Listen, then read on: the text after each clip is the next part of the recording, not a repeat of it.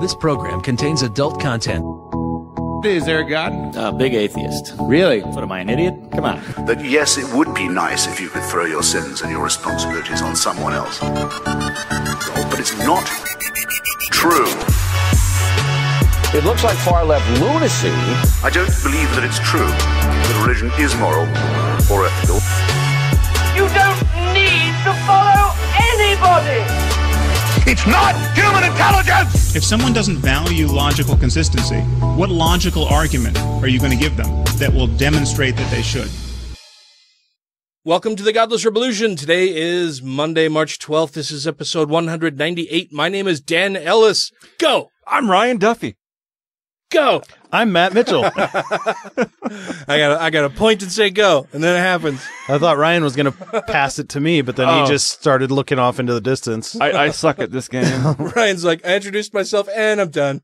Look at the pretty dogs Show outside. over. I'm like, I introduced myself. I'm like, wow, that was loud. Did I peek? Yep, I did. You're fine. You're fine. Okay. Really excited about tonight's episode. We recorded a fantastic interview with the wonderful Mr. Bryce Blankenagle from the Naked Mormonism podcast. Yes. As part of our March Mormon Madness. And it was a lot of fun. What a nice, super cool guy. Yeah.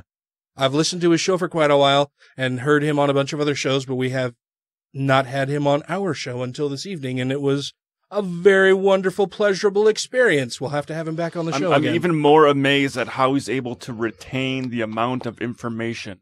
I know. And there's like metric fuck tons of it. Yeah. Like, I forget my own name sometimes, and he knows like 300 people's names throughout history. Mm-hmm. And can tie it all together and relate that shit. And it's way too much for me to concern myself with other than listening to a show and going, oh, that's some interesting information right there. I'll tell you what. Sounds like we have a helicopter inbound. Yeah, those fuckers. People probably getting hurt. They need to be more careful. Hopefully they're fine. So what did you guys do over the last week? Getting ready for the new house. Yeah? Yeah. Is your existing domicile is all set to go? Do you need to do anything else to get it ready? Just packing.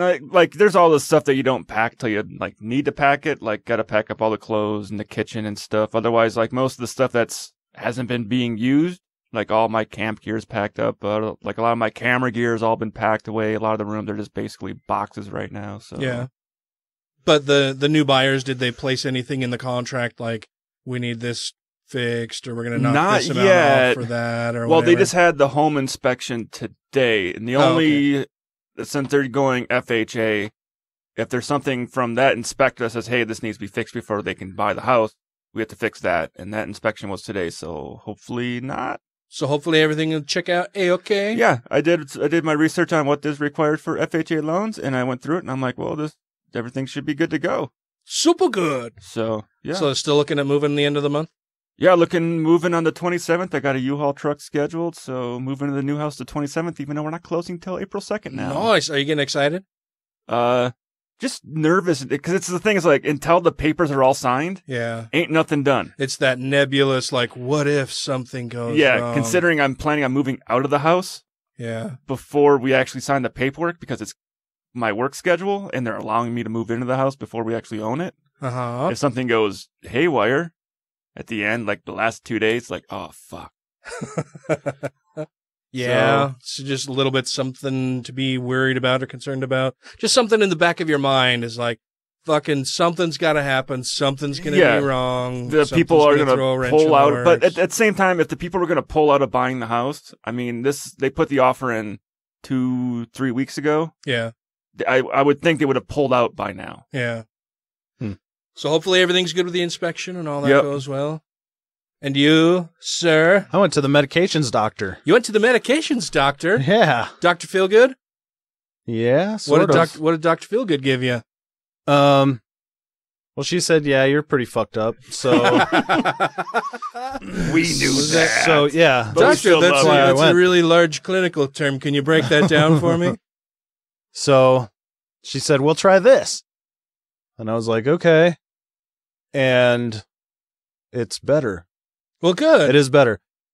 I don't, like I said, I don't know if it's I told you before the show a little bit. I don't know if it's the best medication for me because I don't have a lot of experience with these kinds of things, but I get these like little flashes every once in a while where I can use words like enjoy and love that and those kinds of things. And I'm like, fuck, dude, do people live like this all the time? And then, I mean, the best way I can describe it is like now that have those every once in a while, before it's like the day that you get that call that somebody you love or care about died. And the whole day is just kind of like this hazy thing. And you try to do other stuff, but it's always kind of right there. And you're sort of on the verge of a breakdown. And like any little thing that goes wrong, you're like, fuck this. I'm fucking over. You can't handle it that day. My entire life was that. And I didn't even know that it was like that. Oh man. Until like getting some medication. And then you're like, oh fuck, what the hell was I waiting for? You know, like, wow. So hopefully this will be a good medication. It does give me headaches, which sucks because I'm prone to those anyway. But oh, really? Like migraines or just not migraines? Just like, is it like an adjustment phase to it? I don't know. Maybe. Yeah, maybe. But so there's that. So that's a good. So I don't know if it'll entirely change my personality, and this show will be different from now on. Well, I just wonder what your art's going to look like from now on, because like your artwork we have in here, there's a guy with his arm cut off. We got a half-naked child kid rapey one. Yeah, child rape. Yeah, we got an ISIS guy. Are we going to have bunny paintings next? Happy trees? Yeah, maybe. I've always done dark art, though. You're well versed in the dark arts. But I did have a couple of musings from the week. Okay. Ooh. What are they? They're quicker ones, but I am catching up on The Walking Dead. And I still like it. Are you in the current season or? Yeah, I'm okay. I didn't see yesterday's episode though.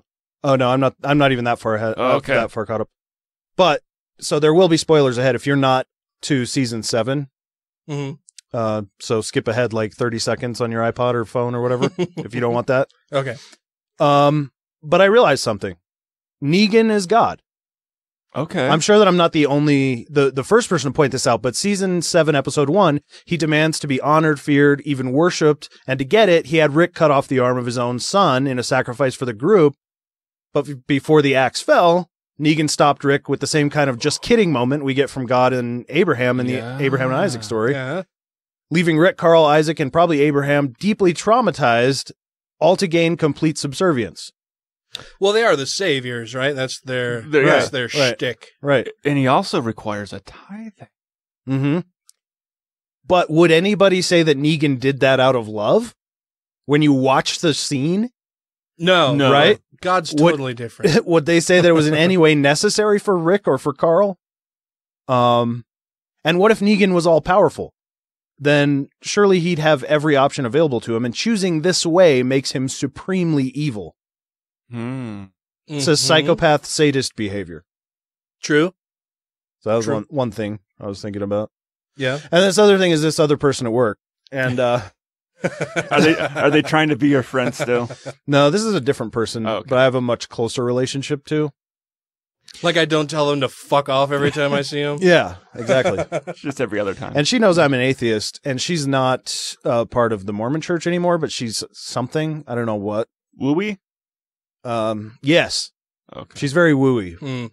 She will call in if her anxiety gets high based on the moon phases. I was looking at my astrological chart today, and it's a no-go for me. But the thing is, she doesn't even look it up. She just she'll just be shocked that, oh, the moon was full. No wonder my anxiety was so bad. And it's like, okay. Well, the moon's always full, didn't you know? Like, yeah. Like the black part isn't cut away from the moon when it's anyway.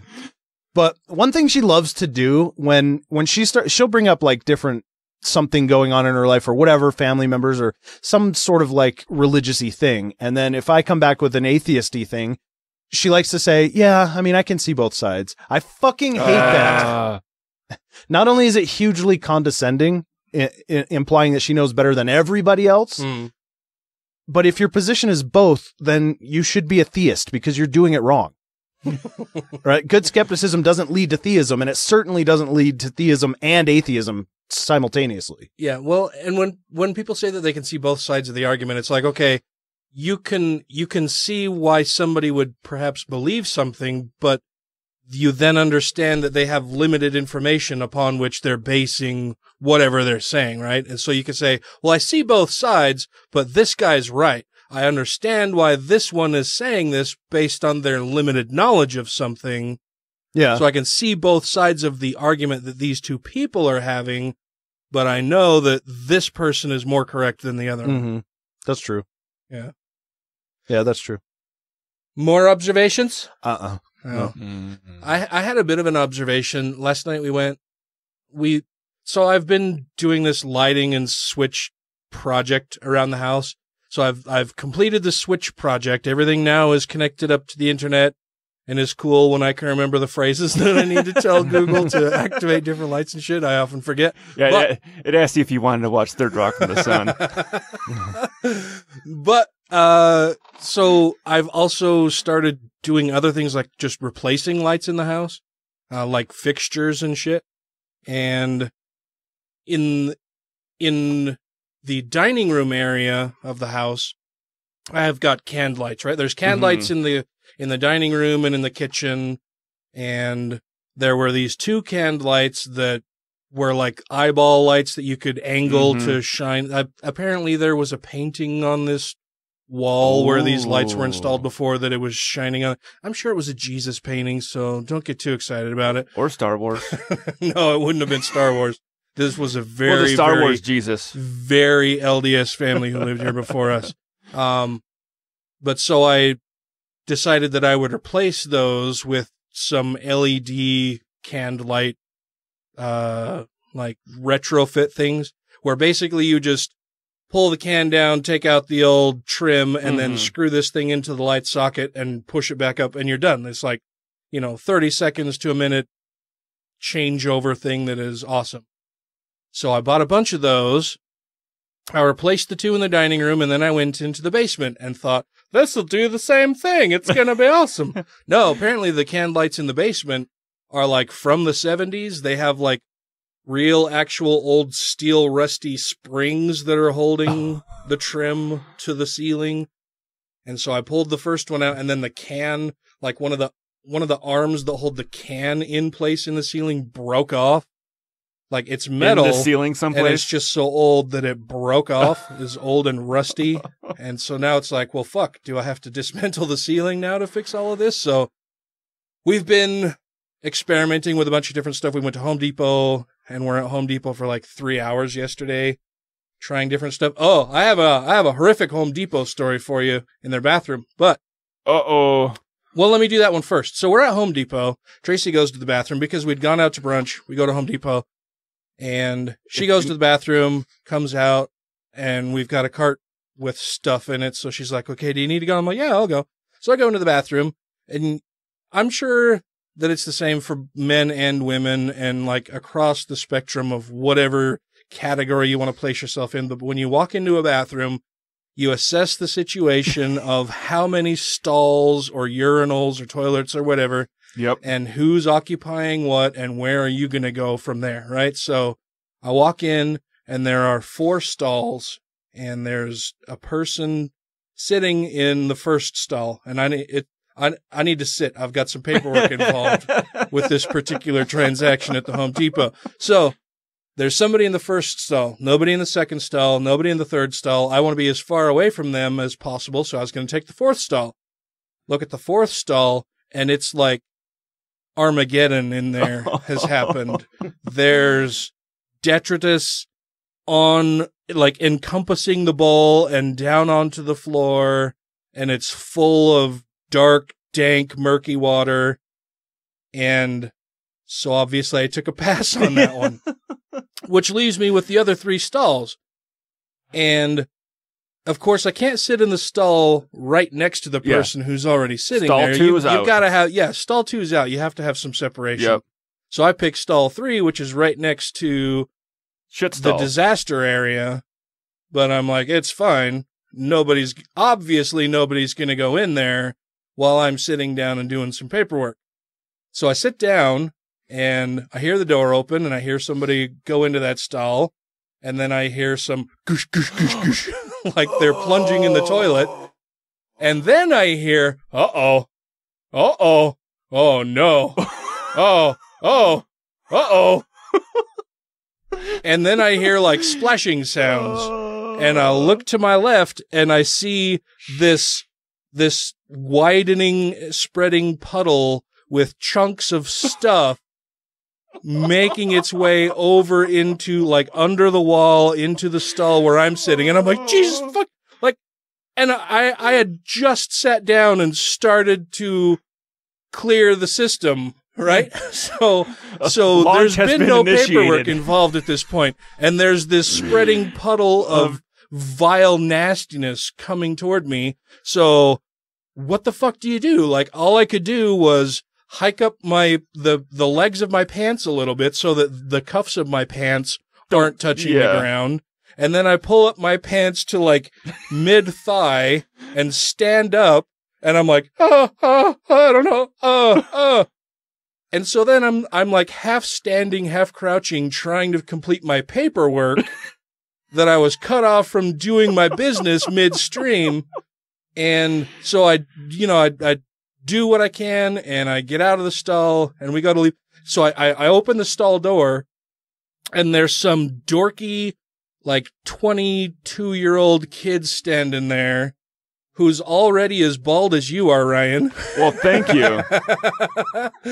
He's just standing. So like he's been fucking standing there right outside my door the whole fucking time after he did his little plungy, oops. Wait, so he doesn't even work there? No, he does. Oh. He does. So he's wearing the Home Depot vest thing. He was just waiting for you outside the stall like a rapist. But yeah, he's just fucking standing there. Like, the water's still flowing. He took a bet on which one of those Aspergs was going to hit you first.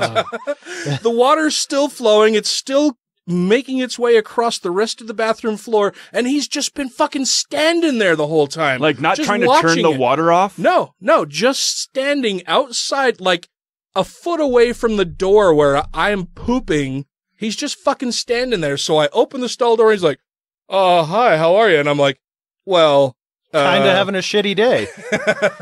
I'm like, well, and I kind of, like, shrug and put my hands out, like motion at the floor, and he's like, oh yeah, well that's kind of bad, huh? And I'm like, yeah, you got a real problem here. I'd kind of like a gift card to Home Depot. It's fucking bad, Waldo. You don't have a home or a depot, so get out of here. So I feel like Jesus, walking through this water over to the sink, and I wash my hands and everything, and they don't have any fucking towels. So then I have to, mud stomp my way over to the hand dryer, and I'm doing that. I leave the bathroom, and I'm leaving, like, footprints of poo water all throughout the fucking store when I go to find Tracy, and I'm like, we gotta go home. I need to throw my shoes away. I need to finish some stuff and maybe throw my shoes away. And then, so I'm like trying to relate this horrific story to her, and I see the kid, and he just comes like lackadaisically walking out of the bathroom, kind of looks around, and then he looks over and he grabs a sign and just kind of throws it over his shoulder. One of the yellow caution signs, wet floor. You should have put a bathroom close sign. Just kind of throws it over his shoulder and looks down the hallway and gives me a thumbs up, and then goes, are you serious? To the bathroom, and I'm like, what the fuck is the thumbs up for? Was this a Mentos commercial? It's certainly not Mentos freshness, I'll tell you that. But he gives me this weird fucking thumbs up and then goes to the bathroom, and I'm like, yeah, we're going to go to another Home Depot. So we left that one, came home, made a pit stop. Yeah, it was bad. What the hell? How ironic is it that the store that people go to when their toilets fuck up has a fucked up toilet? I'm like, you work in a hardware store. And why the fuck was he just standing creepily outside my stall? Like, instead of getting help, like, I don't know what the fuck I'm doing. Or take the top of the tank off and pull. Well, usually they don't have tanks. Just piped. Yeah, it's just piped with the valve. But, I mean, shutting the water off. But most of throwing down, like, that little top have piece a mop with you, maybe. Yeah, or at least keep plunging. Yeah, like try to get that to clear. Yeah, it was just Well, most of those toilets have that top piece. You'll see a little Allen key spot. You can turn that little thing on there for where the Allen key is at to fucking shut the water off to them. Yeah. Allen key. I learned that at work because he probably hadn't been trained in Toilet 101. Well, we learned that. He was probably just told, shitter's clogged, go and plunge it. I learned that at work when you would flush the urinals and stuff, and it would be like a fucking Niagara Falls. Oh, yeah. You know, splash. Like, what the fuck's wrong? Like, oh, you gotta take an Allen key and turn the water down. Like, oh. And if you turn it too far, it turns it off. Allen. Yeah, so... That's Wisconsin. So, yeah, then we left there and went elsewhere. And then we go to another Home Depot, get whatever we need to get. And it's getting late, so we stop to grab a bite to eat before we come home. Oh, and then you went to get food with shit on your feet? No, I said we came home in between. Like, I changed clothes from, like, I had my shirt on, but other than that, everything was changed from the waist down. So we go back out to the store. It's running a bit late, so we decide to stop and grab some food. We're sitting in the drive-thru, waiting for our order to come out, and I don't know why I did it, but I just decided to, like, touch the gas with my foot while we're sitting in there in the car. That's how people drive through the front of convenience stores. And it so, the car's in park and it revs. And I thought back to a recent trip that I had taken in a Tesla, right? Yeah. Where, we stop in the middle of the road and he had to tap the gas a few different, I don't know what he had, some combination of gas brake, whatever, to put it into ludicrous mode to launch us down the fucking road. And then I started thinking you can't rev the engine in a Tesla. No. Right? Like, if you put your foot on the gas, you're going to go. Yeah. If it's in drive or whatever. If it's in park, nothing what does happens. it do? It doesn't do anything, right? It's just a pedal. Nothing happens. And if you're in drive and you hit the gas, well, then you're going to go unless you've got your foot on the brake, and then you're doing kind of a power brake kind of thing. Will it? Have you never done a power brake? Not in a fucking electric car, though. Yeah. Yeah. Like, how does that even work? I don't know. So these are just thoughts that are going through my head. Like, well, what if you wanted to rev your engine in a Tesla and it doesn't happen? So then if you pull up to a light and you want to race somebody, how do you let them know? You roll your window down and go, hey, motherfucker! Let's race! But so then that brought up another question. So I'm sitting there with Tracy and all these thoughts are running through my mind. And I'm like, so, and I mentioned the Tesla thing to her, and how do you, communicate to somebody if you're at a stoplight that you want to race them if you're in an all-electric vehicle, like in a regular car, you pull up next to each other and you rev your engine, right? There's whoa, whoa, and you look at each other and it's like, yeah, come on, buddy, we're going to race when the light goes. But you can't do that in an electric vehicle. So do you have to roll your window down? And then I'm like, and roll your window down. That's not a thing. There's the universal hand signal, right? Where you do this little now you gotta push thing. The button. Yeah, where you do this crank thing to roll the window down. Yeah. But when's the last time you've been in a car with most a kids crank nowadays on a that probably window? haven't been in one of them. Yeah, so, but then if you do this, where you just kind of, you point your finger and you push down. You just look dyslexic. I'm like, nobody's going to know what the fuck you're doing to push a button on it. Tracy's like, yeah, it just kind of looks like an insult. And I'm like, yeah, you pull up next to somebody, and you do this to them, and it's like, you have a tiny little flaccid penis. They're not going to know what the fuck you're talking about. Well, you do bring up a problem that people have thought about with electric cars already. What's that? No noise. Well, yeah. Yeah. So they were. Wait, is that a problem? Because if you're on a bike or if you're walking, if you're a pedestrian, you don't hear the car coming. Like for joggers or bikers, you can't really hear the car coming. So there was I saw a thing where in Europe they were actually trying to pass a law where electric cars have to make noise. Yeah. Whether it's an artificial engine noise that goes with the speed of the vehicle. And the reason why I know about it because the guys that did the Top Gear show made fun of it and made the cars make all sorts of fucked up noises. I want a car that just purrs loudly. Oh, they're making it play songs or doing I can't even laser beams. Purr. I'm not a cat. Oh, that's not a purr. That's like the kid from Stranger Things. Now we're purring. But yeah, I was like, how do you signal to somebody that you want to race? If you're in an electric car, how do you signal? Because you can't do the rolling the window down. Do people even know that that's what that means? I think so. Well, I've seen people older people where you just take your fingers and make a turning signal with your fingers. I've seen people do that to roll your window down. Yeah. Not doing the crank, but just spinning. I think if you just stare at them and then honk your horn, and then when they look over, you just push your sunglasses up the bridge of your nose. I think they'll get it. Well, a honk 3 times is kind of a race thing. Well, and this was a conversation that continued for the whole drive home. because then it's okay. Well, if you do this where you're like pointing, like you're going to, you push the button to roll your window down. And I said, you do this to roll your window down, but then everybody's going to think, oh, I'm just saying you've got a tiny little flaccid penis, and then roll your window down. Like, that's the same thing. You don't roll your window down. No, you retract it or you put it down. Like, well, I think we still have a lot of words like that where it doesn't pertain to how it's actually done anymore. Right. Mm-hmm. Yeah, just relics of past things that are still part of our lexicon. Yeah. It's just kind of strange. Yeah. Like hanging up a phone. Yeah. Yeah. Yeah, hanging up a phone or dialing a number. Right. Yeah. Yeah. Strange. Yeah, I see both sides. Also, remember, this is episode 198. Jesus. Yeah. So there's a very limited amount of time left for you to send us in feedback on our 200th episode. Send us congratulations or what have you. That would be awesome. We would love to play it on the show or read your messages.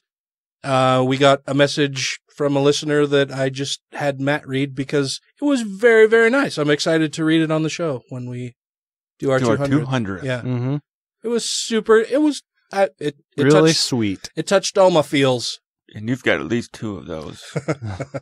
I'm growing new feels too, you guys. Yay! Medicine feels. This is Dr. Dan, Matt's boss from the Two Skeptical Chaps podcast, and you are listening to the Godless Revolution. Oh shit, did I say I mean Rebelution. Bloody Americans fucking up the language. You can edit that, right, Spike? So if the person you're contemplating voting for believes all that, believes that the Garden of Eden was in Missouri,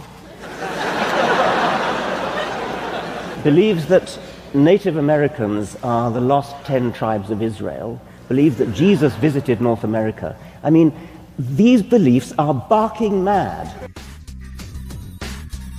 Rejoining the Godless Rebelution podcast now. Okay, on the line we have the fabulous Mr. Bryce Blankenagle from the Naked Mormonism podcast. How are you tonight, Bryce? Fantastic. How are you gentlemen this evening? Doing really well. Good. Well, I am. I don't know about these guys. I'm alive. I am much less miserable than usual. Any particular reason? Medicine. Ah, yes. Take your pills. Good man.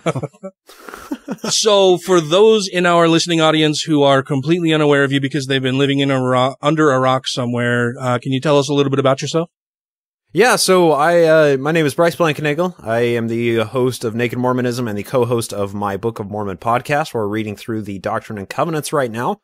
We're pretty close to hitting D&C 132 for the non-Mormon history fans of Mormonism. That is the polygamy revelation. So we're really excited about that.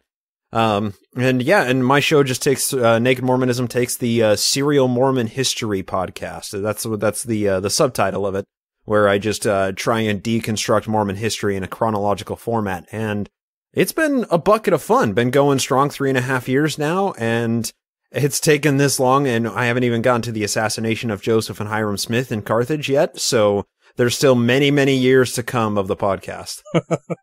So did you grow up LDS? I did, just north of you guys. I was up in Bountiful. Oh, I've lived in Bountiful before. I've lived in basically every city up and down the Wasatch Front, from like Brigham City to South Jordan. I haven't really lived much farther south than that, but. Well, I found, you guys are, liberal atheists living in Salt Lake City. I know that it's like not so bad there, but anywhere outside of Salt Lake City, I know it fucking sucks. I live in Orem. Liberal atheist to live. Yeah, Matt lives in Orem. Yep. Oh, in Orem, dude. I'm so sorry. It's all good. That's like the closest thing to an American theocracy as you can get, while still actually somehow enshrining the church and state separation. I hadn't really noticed. I love driving around anywhere in Provo, Orem area because I have atheist license plates, and I love doing the Pride Festival there in Provo now because you drive into town and it's like everybody in town just stops and stares and turns their head as you pass by, like, the interlopers have arrived. Yeah, the misanthropes. That's you guys. The outsiders, unacceptables, the infidels. Mm-hmm. So you grew up here in Utah?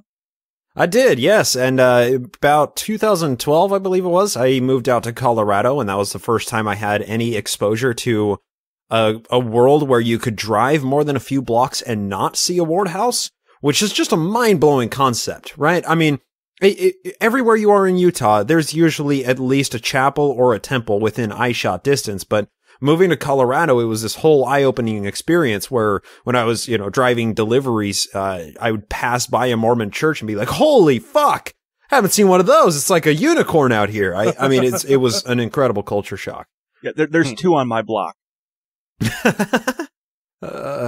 And I mean, the point of the mountain too, I'm fairly certain that's the only place in the world where you can see 4 temple spires on a clear day. So Mormon Mecca, Probably, baby. Yeah. So you grew up here in Utah, were LDS. Did your whole family move to Colorado? No, it was just me. I wanted to live anywhere other than Utah, and I had some family out in Colorado that I could, stay with until I could actually get a place and kind of, put down roots and whatnot. So I just made the venture to Colorado on the eastern slope of the Rockies out in Weld County out there, which is a whole separate theocracy out there. It's just a more dispersed versions of Christianity. However, after that, I ended up moving up to Seattle. So now I live in this, bright blue spot amongst a fairly red state, and it's beautiful. I love it up here. That's awesome. So at what point did you stop believing in the church? How old were you? So this is going to damage my Mormon street cred a fair amount here, but I never went on a mission. I didn't go through the temple ceremonies or anything.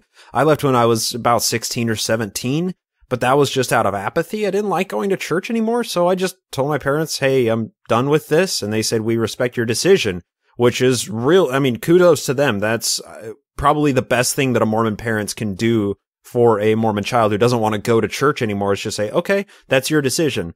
So I didn't have to have a lot of fights that I know a number of my friends have had to have when they came out of the church or are struggling to deal with how to come out of the church still in the future. And, it was just apathetic. I didn't care about church. I kind of thought that, religion and belief in God are, just concepts that are created for people who can't deal with death. And, I didn't ever really examine it deeply. I enjoyed watching George Carlin skits. They're my favorite, he's my favorite comedian for a while. And then come my move to Colorado in 2012, I started studying Mormon history. I got interested in it because I had a conversation with a Christian friend of mine who made the bold assertion that Mormonism isn't Christian. And he'd been a student of the Sandra and Gerald Tanner. He's read a number of their books. And he, went on this tirade of disproving Mormonism on a Christian basis, saying that, well, there's all of these things that standard Christianity doesn't hold to that are in conflict with the Bible. And he was just talking on a completely different level. He actually knew some Mormon history, and I knew nothing. So he gave me a couple of resources and said, you consume these and then come back and we'll have a real conversation about Mormonism. And that's when, at a time when I was listening to a lot of podcasts, and I said, there's got to be a Mormon history podcast out there. Like there has to be, somebody who's taken apart, from point A, the birth of Joseph Smith on, and just chronologically deconstructed Mormon history. So I looked and could not find that podcast anywhere. So I said, fuck it, I'm going to make that podcast instead. And, 3.5 years later, here I am. That's what I do now. I research and study Mormon history, and I write essays, and then I read them into a microphone and broadcast them once a week.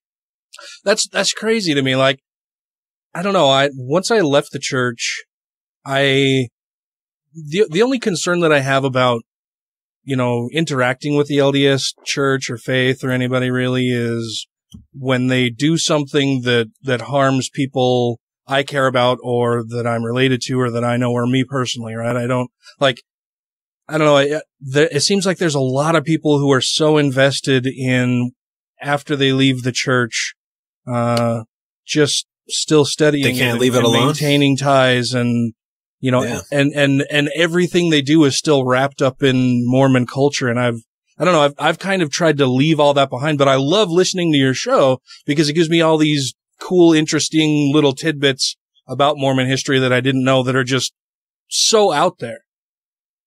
there's this often heard trope that's thrown around. You can leave the church, but you can't leave it alone. Right. And, there's a place for all levels of atheism that came out of Mormonism. There's a space for somebody like yours truly who can't leave the church alone, and I can't get enough of it now, who attends these Mormon history conferences and writes and publishes and consumes as much history and Mormon culture as I possibly can. And there's plenty of room for you guys as well, who are just like, yeah, fuck the church. When they do something that is infringing on my rights, or they're trying to push a law through the state legislature, then really fuck them, right? So, but I am at a steady conflict of why I can't leave it alone. And the way that I've been able to reconcile that is from my birth, the church was everything in my house. It was my culture. It was everything that I did. It was all of my social interactions. It was all of my family reunions. It was every single piece of my life was somehow intertwined with Mormonism. And just because I left the church and I no longer believe in it doesn't make that any less the case. And which is why I found the term secular Mormon to be more useful than the term ex-Mormon, because ex-convicts or ex-marriage, ex-whatever, that means you left something behind, but I'm still wholly in the Mormon culture. I'm still a product of Mormon culture. I just don't believe in it. It's like a secular Jew. I'm a secular Mormon. Yeah. Yeah, I totally get that. I mean, and I completely identify with what you were saying about, anytime you were around your friends or family members, it was the church this, church that. And anytime I go to any gathering with my family members, it's, oh, well, so-and-so is now serving this calling. And, last week at church, we talked about this, and at Young Women's, we're doing this. And I need to prepare a talk for this upcoming Sunday. All right. It's everything to so many people. Yeah. And I don't know.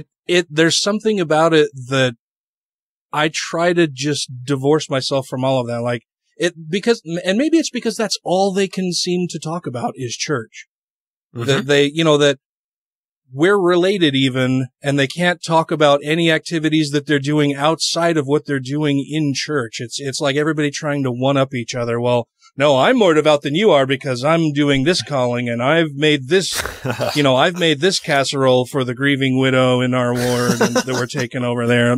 All that kind of stuff. It's just brinksmanship and trying to one up each other all the time. And I'm like, you guys just shut up about the church. Like, what did you do yesterday? What are your plans for this week aside from church? Do you have anything outside of church going on? I think and for so many people, they don't, right? Like, it's not only their hobby, it's their livelihood. It's everything they do. They don't read books that aren't church approved or come from a church leader or an apostle, or, it's everything to so many people. And like, I get it. The ex-Mormon movement is made up of a majority of people who are like, fuck this, I'm out. And they never pay any mind to the church anymore. And I think that's probably healthy.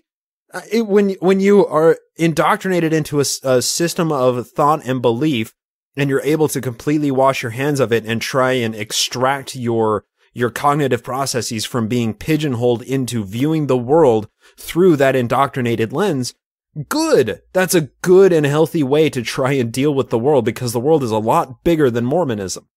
It's just a shame to see people that the people that are still so deeply entrenched in it that their entire world is Mormonism. They can't even see, they're viewing the entire world through blinders. It's like they walk into a dark room and they're shining a laser pointer at things, trying to see things through the filter of that laser pointer. And I feel like I've been able to walk in the room and flick the light on and see what's really all out in front of me. Yeah, absolutely. When you talked about viewing everything through a lens and, just kind of trying to set that aside, what I like about your show is that you've taken that lens and you've turned it into a magnifying glass, and you're examining all of the important details and minutia of the church's history in how it came to be what it is today. And I find that stuff fascinating. So while I don't like talking about religion and church with my family members because that's all they seem to be able to talk about, I love listening to your show to get all of those juicy bits of history and to even just figure out, like, how in the hell did this thing come to be? Yeah, right. Well, that's the fun thing about Mormon history, is the deeper you dive into it. And, well, don't get me wrong. There are the avenues, the Mormon History Association, and these various avenues that allow for or almost require a believer's lens to be shed on Mormon history. But the more that I study Mormon history, the more I see the majority of articles out there are written by historians that examine Mormon history without including the Mormon rose-colored lenses, which is really helpful because they don't turn a spin on it. But like I said, there's also the Mormon History Association, which is run essentially by an arm of the church. I think they're affiliated, but not exactly explicitly tied. However, it's nice to see Mormonism treated the way that other religious movements have been treated by historians, because it's nothing special to most historians.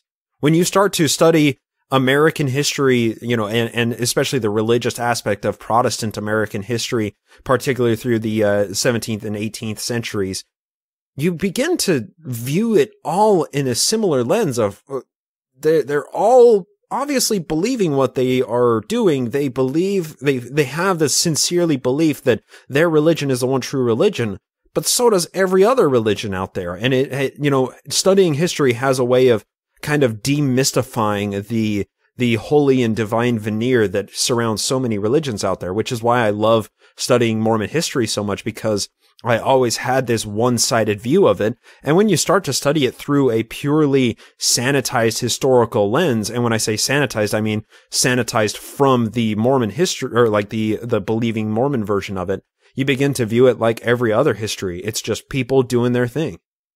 Yeah, being able to look at it without all of the spin that you get from church leaders, and only being able to view approved sources for information about the church, which even when I was LDS always seemed really strange to me. Like, especially in light of a lot of the things that different Mormon church leaders have said throughout the years, that if something is untrue, then it should be exposed. If we're teaching the wrong things, then people should know that. If it is the truth, people should know that. But throughout their history, they've done a lot to try to cover up those nastier bits of their history. Yeah, the historical revisionism, and this is revisionism with a capital R, so people who are revising history and they are ignoring certain aspects of it in order to tell a specific narrative.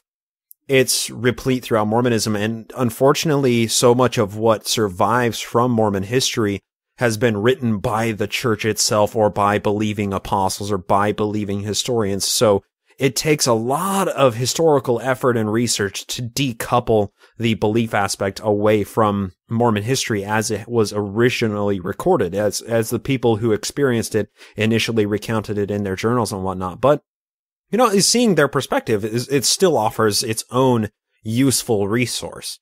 Trying to put yourself in the mindset of somebody who came across the plains in the Martin Willie Handcart Company. That is tough to do. And when you see the world through their lens, when you read like John Amundsen's Secret History of Mormonism, and you see what it was like to cross the plains from his believing perspective, and he wrote this after he had left the church, it's very helpful to be able to see what a believer was thinking about what was happening, and the way that they were able to compartmentalize the tragedies that they were experiencing away from the actions of church leaders who were causing that suffering. Yeah, I don't know. It's really fascinating to me, because prior to leaving to the church, everything that I'd read about the church was all through approved sources. After leaving the church, all of this new information was open to me. All of these wells of information and church history that I, was never allowed to ask about, or if I did, was told that I should pray or go talk to the bishop, talk to my parents. All of that new information is available to me, and then trying to sift through that to find out what was true and what wasn't. How do you determine what is accurate when it conflicts with things that the church has said are approved, historical bits of information about itself? Yeah, that's really tough. This gets to the foundations of what it is to conduct sound historical research. And the thing is studying history isn't exactly a science. It's much more like an art form. However, there are methods to apply which create and construct these models by which we can view history through. And the construction of those models requires some level of scientific expertise when it comes to studying history. But it's much more amorphous. It's not this chemical reacts with this chemical and that happens every single time. It's not this unit sliding down an inclined plane with this level of static friction and this much potential energy will net this amount of work. It's not simple that way. It doesn't have these clear-cut lines. Unfortunately, it's much harder to understand the broader context of Mormon history without having read so much of Mormon history from multiple different views. And that's why it's useful to read the Mormon History Association journals and see what they are talking about, and then just ignore the last two paragraphs, because the majority of those articles, the last two paragraphs are the person who wrote the article bearing their testimony that the church is true. You can ignore those and read the actual historical information that they're claiming, and then cross-check their sources and see how that information is differently interpreted or viewed through an alternative lens when you read it from a non-Mormon historian or a historian who has left the church and who continues to publish on the history of the church. So it's a matter of going to the Mormon History Association to get the believer's perspective, and then going to the John Whitmer Historical Association conferences that's run by the Community of Christ, and then going to Sunstone, which initially, cropped up in the late 80s in opposition to, late 70s in opposition to how the church was whitewashing its history. All of these different conferences offer slightly different perspectives of much of the same material, and it requires an appreciation of the way that all of these different groups and all these journals and all of the people who publish in these journals deal with information to try and get as close as we possibly can to a tenable historical model that historians, the broader world of Mormon historians can actually agree on. And unfortunately, there's not really an easy way to answer that, right? Like, how do you decide what's real history and fake history? It's just as hard as deciding what is real news and fake news. And real news and fake news is not something that is a new concept that came about just because of Donald Trump. That's something that has always existed. They just happened to call it yellow reporting in the 1900s.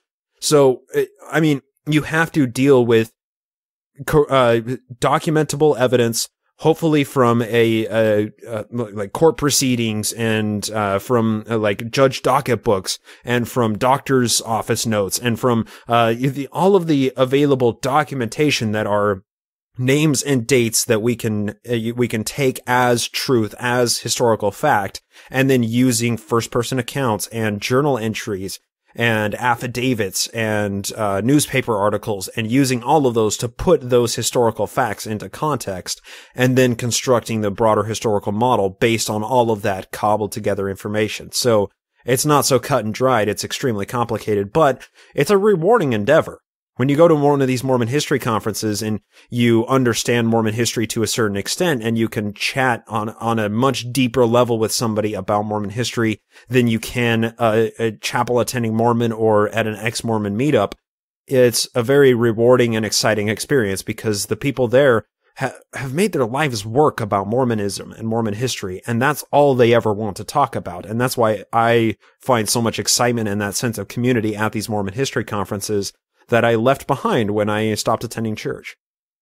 Hi, this is David Silverman, president of American Atheists. Join us at www.atheists.org, and you are listening to the Godless Revolution.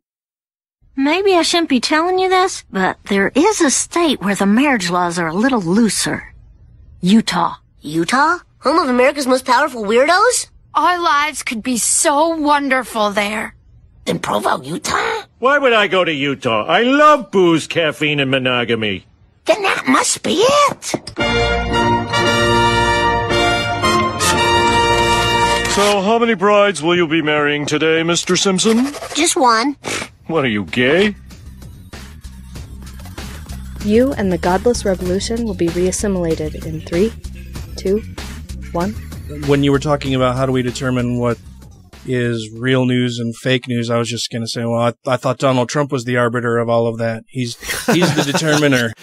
Yeah, he is the gatekeeper. He's like Joseph Smith, who has to stamp our passports to get into heaven. That is Donald Trump with every news outlet.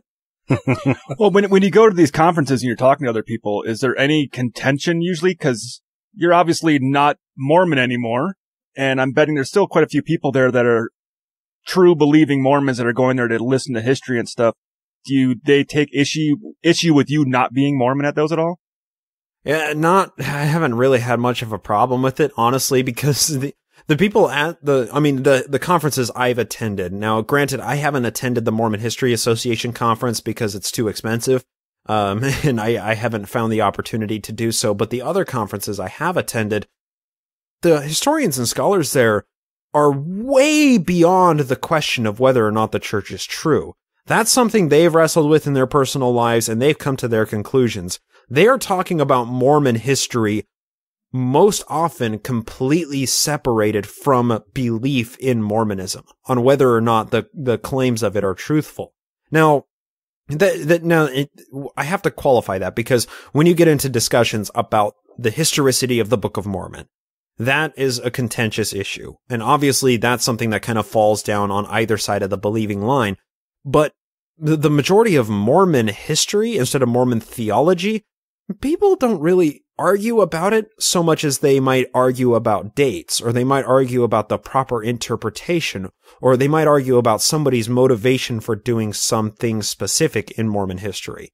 Because Mormon history is, you can view it without understanding Mormon theology. Now, granted, the theology puts a lot of it into context, but Mormon history itself is studying what the people themselves did and trying to understand why they did it and how they did it, instead of saying, well, the Mormons' theology was this, therefore this, or therefore that. It's not quite as important to Mormon history. Yeah, that's a fair point. And I think that's a point well taken. Because I imagine that at these conferences, the historical nature of the church and in talking about any of the events surrounding the church's creation and growth are all sterilized. This is what happened on this date. This person did this. It doesn't really tie into their theological beliefs or their religious teachings per se. It's strictly looking at, on this date this happened, on this date this happened, that kind of stuff. All, completely sterilized and divorced from any theological belief. Yeah, and I mean, obviously it runs the gamut depending on who you're reading or what the tone of the conference is, or, if it was a history, or a historiography that was compiled or, written by a Mormon theologian or apostle or historian. I mean, you have to take every historical piece of literature with a grain of salt, but when you see an issue of the topic of, let's say, polygamy, that 99% of Mormon scholars and historians on all sides of the belief spectrum will agree on, you can sure take it as that's the best model that historians have to explain the plethora of evidence. I mean, when it comes to Joseph Smith's 33 wives or 36 wives, there have been some historians who have claimed that he had as high as 50 wives. I think Fawn Brody in No Man Knows My History claimed as high as 48 wives. There are other historians who will put it at, 20 wives, a few less. There is a very tiny subsect of Mormon historians who believe that Joseph Smith never practiced polygamy, and indeed that he fought the practice of polygamy that other members of the Mormon elite were practicing at the time, the spiritual wifery. The majority of historians think it's hogwash because the mounting evidence or the available evidence that Joseph was practicing polygamy himself is astonishing. You have to be ignoring so much in order to espouse that belief. But there are those groups of people that believe it. You just have to kind of judge what the consensus of Mormon scholars and historians say about any given subject. And consensus is how scientific models are built and verified. And, that's kind of where the scientific method plays into constructing historical models. Well, the LDS Church itself has acknowledged the fact that Joseph Smith had multiple wives, right? That was part of one of the essays that they released. Yeah, plural marriage in Kirtland and Nauvoo. Yeah, I mean, they even espouse, hey, Joseph Smith had this thing with Fanny Alger, possibly as early as 1832. Which, that was basically his first public affair, or affair that went public, I should say. They espouse and understand the plethora of evidence of his wives. They are using their own documentation from their own historians to compile that information. Yeah, the church talks about Joseph's polygamy. Mormon historians, anti-Mormon historians, and historians who are completely disconnected from Mormonism and never had any personal affiliation with it all agree Joseph had somewhere in the ballpark of 30 to 40 wives. Sure, I can agree with that. That sounds really good to me. Well, and talking about the essays, I know that when the church first decided to release the essays, to compile and write the essays and then to release them, that there would seem to be this impression among the church's leaders. And I know, I've heard stories that some wanted it to happen, others didn't. But overall, there was this sense of, okay, a lot of this history is out there and available for people. We need to get ahead of this and be able to put our own stamp of approval on what we want to say about these more touchy subjects. Right. Of the church's history and teachings.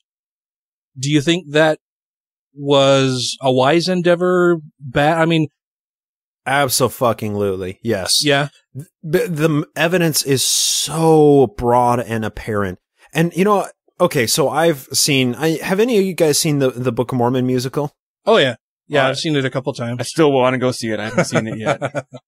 It's amazing. It's so amazing. And if you thumb through the pamphlet, the church has taken out full-page ads that say, think the play is good, the book is way better. Yeah, I have seen those. Yeah, because the church has an incredible ability to take things that conflict with their history or their public image and say, oh, well, yeah, okay, so that's what people are saying about it, but this is the right way to interpret it.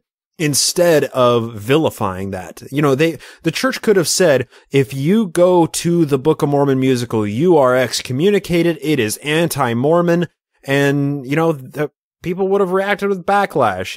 What happens when you put a kid in a room with a button, say, don't push that button. It's only a matter of time. So people are going to react with rebellion when they're told to do something or to not do something. There's a certain subsect of the population that's going to say, fuck you, I'm going to do it because you told me not to do it. And, that would look really bad for them. So the church has this ability to, or the PR arm of the church is extremely sophisticated, and they have the ability to take something that's going on and wrap it up into some kind of version or narrative that says, oh, this actually isn't really much of a problem. Now, the essays that the church has put up, if you look at the terminology of the essays, they're extremely similar to what you might find fair Mormons saying about these essays. And that's possibly one of the issues with this is these essays are about problematic issues within the church, and it's very challenging to reconcile those with belief in the truth claims of the church. You claim to be the one true church, and the Book of Mormon is a historical account of the Native Americans. That's just a factual claim that is straight up false.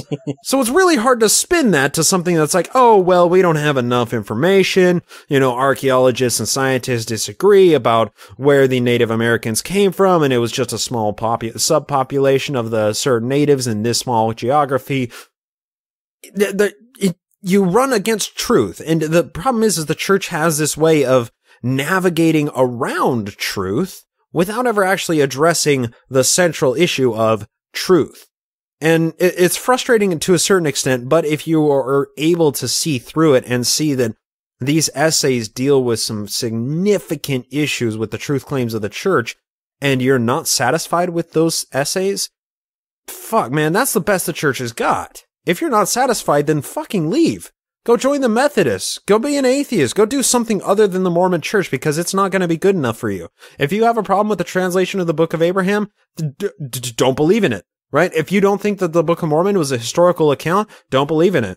Sure, don't give them your tithing. Go to church to see your friends and see your neighbors and, be a part of the community. Sure, do that, but don't believe in it. I mean, you have a choice to not believe in something that's patently false.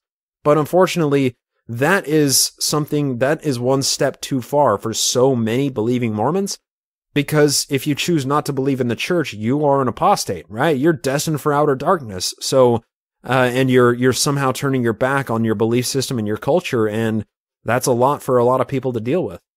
So what are we supposed to do with things like the definite fact that the golden plates absolutely existed? Laugh at it. Sit back and laugh. We got a ticket to the show. Sit back and enjoy people trying to pretzel their brains into ways of reconciling how the fuck Joseph had a set of golden plates. Does that ever come up at any of the conferences with those historians? I mean, do they, because that's a kind of a testimony issue, right? But historically, they would have to say there's no fucking way. That's actually one topic that you see. You can see a person's perspective from of what they're writing about, the subject they're writing about, if they ever talk about the plates.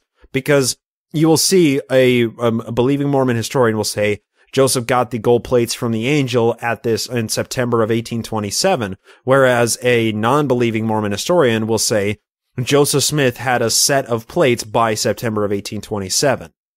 There's some subtle differences, but Joseph had the ability to make a set of plates. He had 4 years where he was claiming to have this set of plates, and nobody ever saw them in that 4-year time. Well, actually, in an entire 7-year time period before people actually were shown the plates by his, in Joseph's circumstance here, where he took the people out into the woods, the 11 witnesses.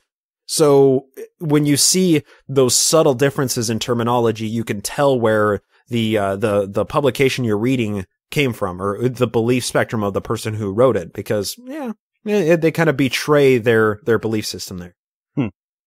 Well, and correct me if I'm wrong, but haven't some of the 11 witnesses, didn't they later recant their stories about seeing the plate?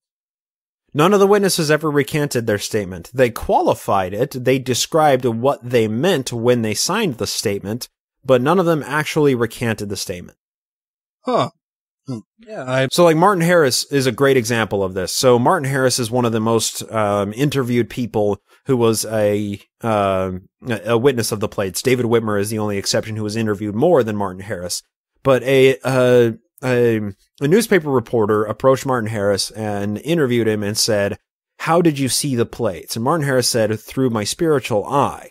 And he said, "Tell me more about this." And I'm paraphrasing here. And Martin Harris said, "I didn't see them the way I see that pencil case on the table. I see them the way I see a city through a mountain." The fuck does that mean, right? Yeah, I don't think I've yet to see a city through a mountain.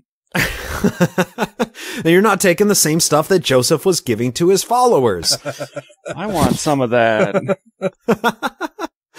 But so, I mean, there are a number of statements of people that qualified what they said, but there are so many existing interviews and statements of people giving exact measurements of the plates that you would be against the broad consensus of Mormon historians if you said that Joseph never had a set of plates.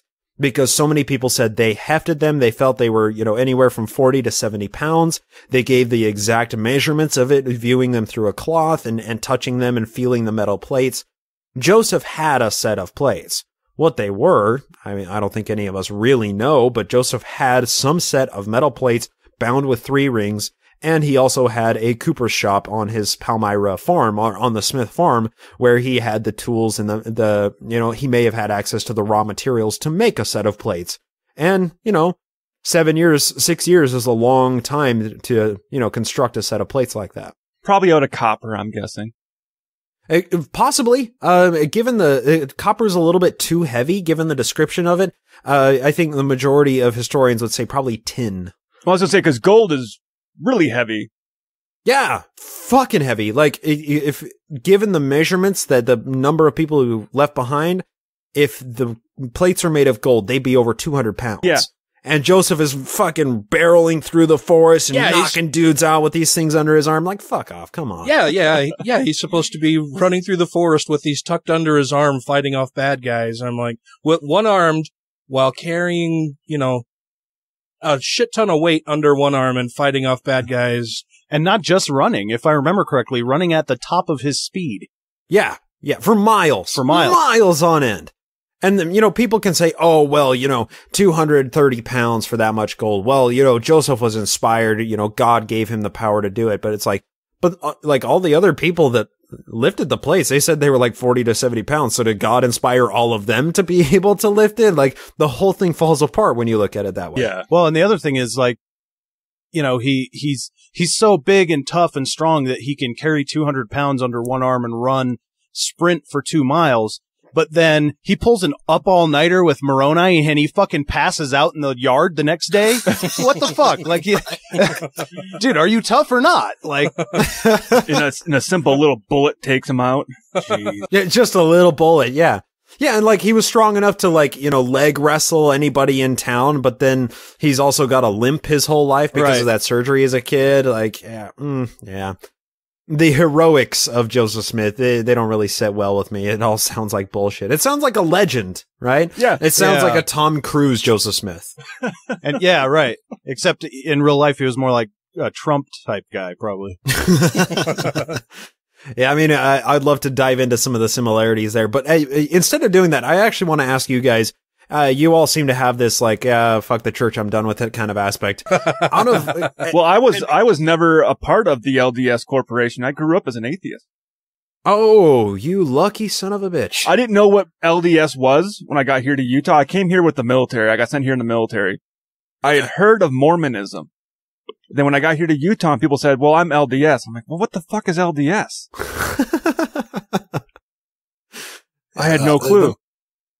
Yeah, they don't like to be called Mormonites for some reason. Yeah.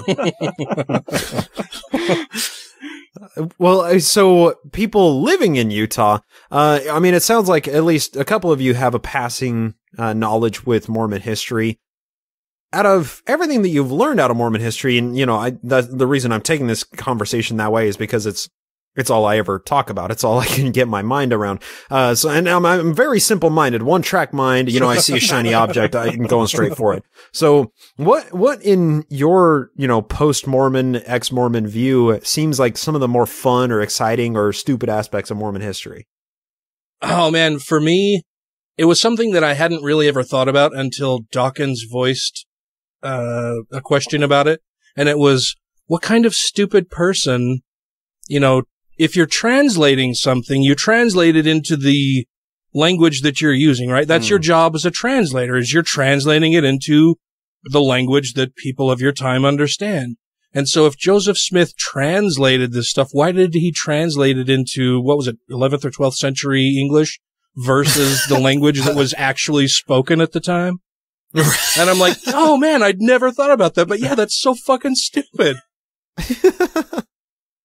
That was the big one for me. When it was just something that I had never even crossed my mind. Like, I knew Joseph Smith had engaged in polygamy. I knew, you know, a whole bunch of other issues and problems with the church. But that one thing, I was like, yeah, that's really fucking dumb. Like, who does that? Who's translating? Like, if you're a translator working at the UN, are you going to be using, you know, ye olde English when talking to people? Mm-hmm. You're like using Munster German. Yeah. And where the fuck did adieu come from? Really? Fucking French in this too? Oh, why? Yeah. Yeah. For me, I think I have a couple, but like, the whole weirdness around some of the, what seem to be very pagan type elements with the seer stone and the Jupiter talisman and the bloodstone and all that stuff. Yeah, I'd be careful with pagan. I'd say occult. Sure. Yeah. Sure. Whatever. All those fuckers. Yeah, that's the total Mormon history nerd in me. Just like, no, I'm a pedant, damn it. No, you're absolutely right. Yeah. And then just completely fucking up all the flora and fauna. Just completely, like almost everything, every animal and plant he mentions is just fucking wrong. Totally wrong. Everything, yeah. And like wheat and barley. No, dude, it was like maize and squash. Or, you know, horses and elephants. No, it's like fucking goats and tapirs. Taperback Rider. Yeah. Nice. That sounds like a rock band. A shout out to Weird Alma. If you guys haven't heard that, you gotta, wait, what? Fucking great. Well, that sounds awesome. Have you heard Weird Alma, the Mormon parodies? No. Oh my god. Watching some YouTube after this. Yeah, when we hang up, SoundCloud that shit, it will blow your mind. Dude, that sounds awesome. Some deep Mormon jokes, though. So our atheist friend here may struggle to be like, "Well, why is this funny?" He doesn't get most of our jokes. What's the strengthening church members committee? And you guys don't get my jokes, so we're even. So you asked us what we thought. What about you? My favorite part about Mormon history is everything you look at always has another layer to it. Man, like you realize that Mormon history is such a small pond, but you can explore it for years and never see the bottom. You can never find every nook and cranny. So, like, here's a great example. That seer stone that Joseph Smith used to translate the Book of Mormon, that chocolate colored seer stone that you've seen pictures of on the LDS essay, right? Mm-hmm. That stone wasn't just a seer stone. The backstory behind this specific seer stone. Now, I'm telling you guys a story about a fucking rock here, okay? That seer stone came from Willard Chase, or the Chase family farm, and the Chases were neighbors of the Smiths in the Palmyra and Manchester area. Now, the way that Joseph Smith acquired this seer stone is because Sally Chase, the sister of Willard and I forget the other Chase's name, the sister of Willard Chase, she was a scryer just like Joseph Smith was, and she had a bright emerald green stone. Joseph Smith said, "Hey, can I borrow that stone because I think I'm a better seer than you are because I have the penis hood." So he borrowed her seer stone. He put it in his white stovepipe hat, and he looked into that hat, and he saw with her seer stone that there was a better seer stone buried under the ground. And that if only he could acquire that seer stone and somehow break the spell of the guardian spirit over that seer stone, he could see anything that his heart desired. He could see God's will if he just got that seer stone. So, wait, the Chases and the Smiths, was there a wait there? Yeah, is this a LARPing game or? It's seer stones all the way down. Right. Yeah.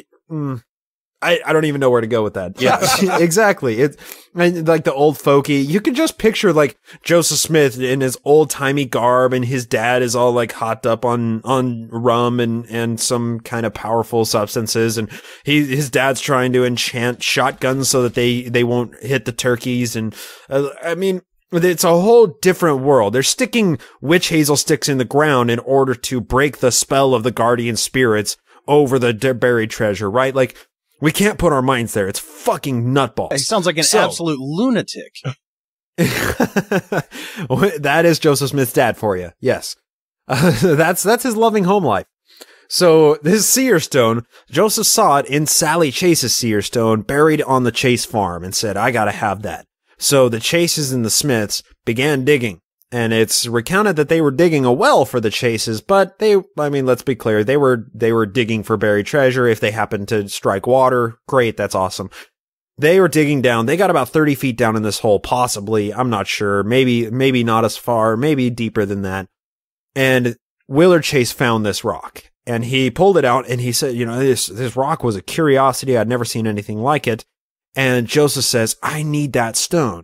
I need that stone because it's the most powerful stone I've ever seen. That's the same stone that I saw when I was looking in your sister's seer stone in the rock, in my hat just now. I need that stone." So Joseph ended up stealing that stone from Willard Chase. And when Willard Chase came and confronted the Smiths about it later, saying, "Give me that stone back because it's a special magic stone," they said, "We don't know what the fuck you're talking about. We acquired that by legitimate right. We found it, therefore it is ours." And thus the Book of Mormon was translated from that very same seer stone. So, like, every single aspect of Mormon history that you look at this way, everything that is in the South Park episode, everything that's in the Book of Mormon musical, it has so many more layers that once you dive into Mormon history, you're like, how the fuck did I believe in this? How is this even possible? Are these real human beings? Am I just reading the legendary accounts of like the gods fighting the Titans? What the fuck is going on here? Seems like every Joseph Smith story goes back to some sort of petty crime at the beginning. Yeah, stealing a little rock. Yeah, I'm also surprised they found a rock while digging in the ground. A rock, I know, right? How the fuck did it get there? I'm surprised they didn't run into some of the shields and swords and stuff from the battle at the end of, was it Ether? Right? That's the right area, isn't it? It's the same area, yeah. I mean, there should be 2 million dead Native American bodies on that hill Cumorah. Yeah. Fully armored, chariots, all the whole gambit, but nope. It should be lousy with steel swords and shields and stuff. Yeah. there should be a whole section of that state that you can't build houses because you just hit metal when you try to dig, There's not ground. I'm sorry, hang on, guys, 1 second. Oh, the Barkenagle got free. Barkenagle. Nice!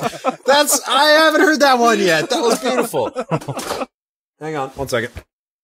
This is Natalie Newell of Science Moms and the Parenthetical Science Podcast. You are listening to the Godless Rebelution. Hello, ma'am.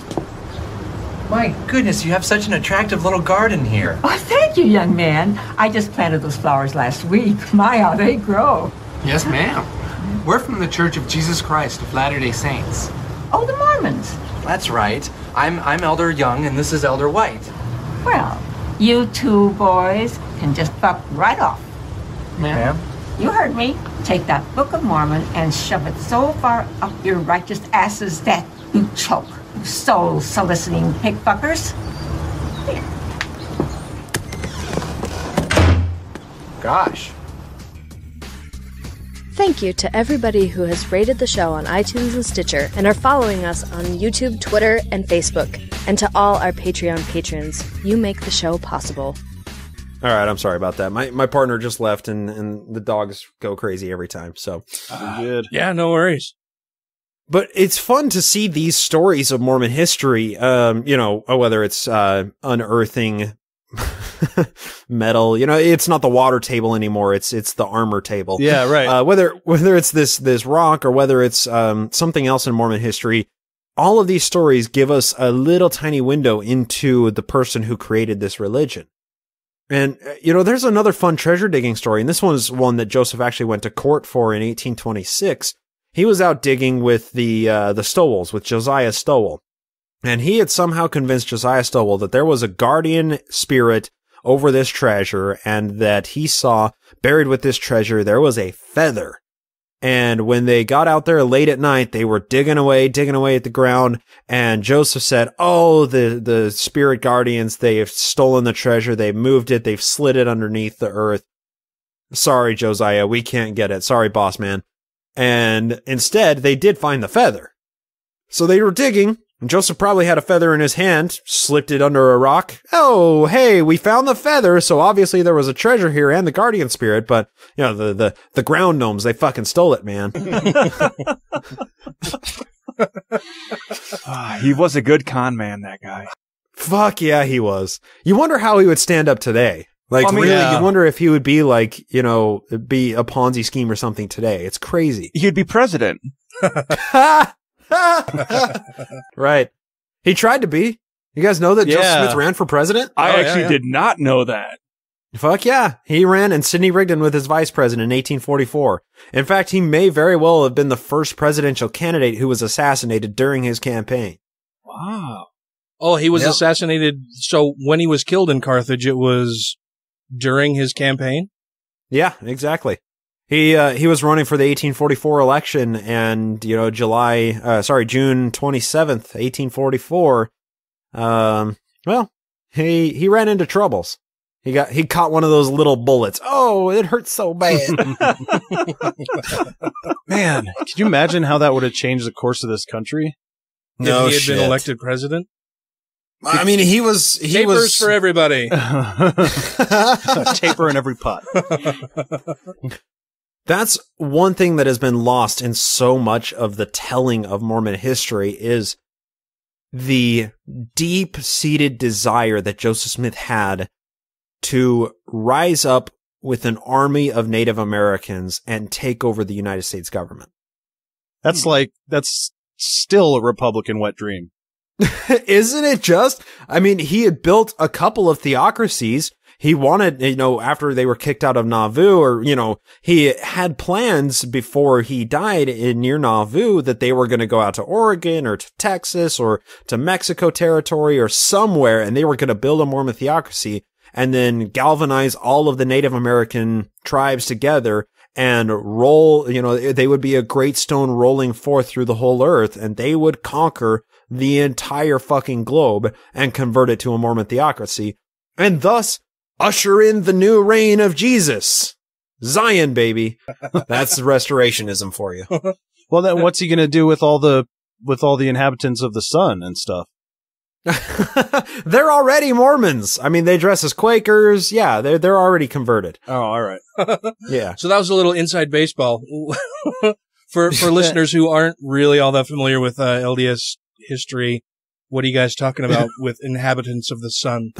You're asking for a friend, right? Yeah. That was So it was. Yeah, you tell it. I forget if I always get them mixed up. Brigham Young and Joseph Smith both taught that there were celestial inhabitants of the sun and of the moon. I believe it was Joseph Smith that said that there are people living on the moon and they look like Quakers.